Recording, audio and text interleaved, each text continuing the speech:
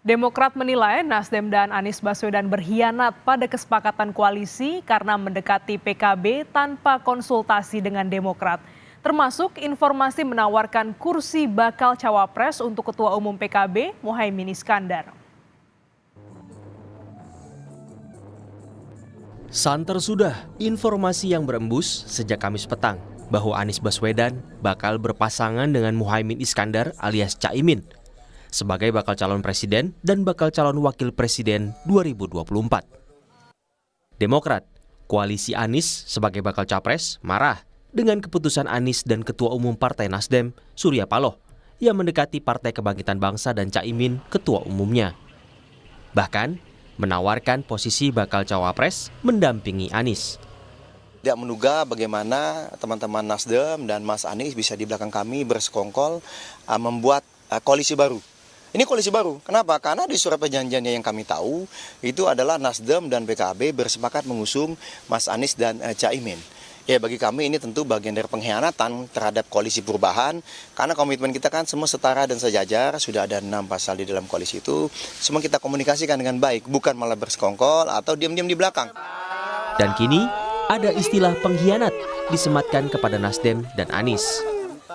Ya, kemarahan Demokrat muncul lantaran sepekan sebelumnya, Anies datang bersilaturahmi dengan Ketua Majelis Tinggi Demokrat, Susilo Bambang Yudhoyono, untuk mengeratkan koalisi perubahan untuk persatuan yang dibangun bersama Nasdem dan Partai Keadilan Sejahtera. Bahkan, dalam banyak kesempatan, Anies dan Ketua Umum Demokrat, Agus Harimurti Yudhoyono, senantiasa tampil berpasangan di depan publik. Surya Paloh, Ketua Umum Partai Nasdem, menanggapi dengan tenang kemarahan Demokrat. Surya malah meminta kesabaran publik karena bergabungnya Caimin dan PKB masih dalam proses. Pak Muhaimin Iskandar mendampingi Pak Anies jadi cawapres. Kemungkinan ke arah itu bisa saja terjadi. Tapi saya pikir belum terformalkan sedemikian rupa sampai menit ini. Jadi kita tunggu perkembangan 1-2 hari. Tapi kabarnya kan responnya Demokrat nih cukup keras ya, mengatakan pengkhianat. Nah misalnya Demokrat memilih untuk keluar dari koalisi perubahan. Tanggapannya bagaimana? Saya hormati. Apalagi yang saya harus katakan? Kalian lihat kira-kira model saya ini kira-kira ada bakat sebagai pengkhianat atau tidak, kan itu aja.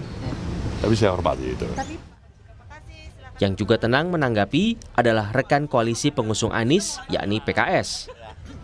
Demokrat kayaknya marah besar banget nih terhadap. Husnuzon dulu aja, masih tahap awal kok. Bentar lagi akan diumumkan. Pokoknya husnuzon dulu.